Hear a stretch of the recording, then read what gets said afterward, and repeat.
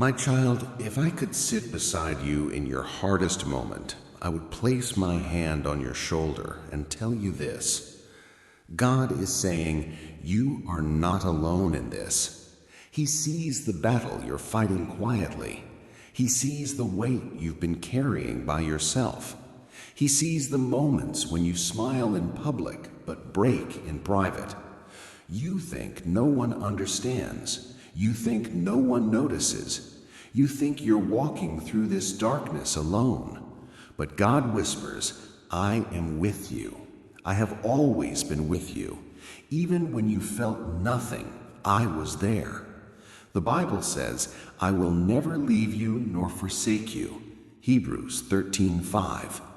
When you cried, he was beside you. When you doubted, he held you. When you felt weak, he covered you.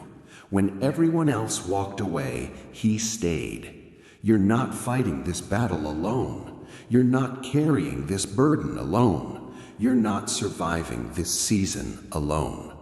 And God says, lean on me. Let me strengthen you. Let me walk you through this. You are surrounded by my presence, even now.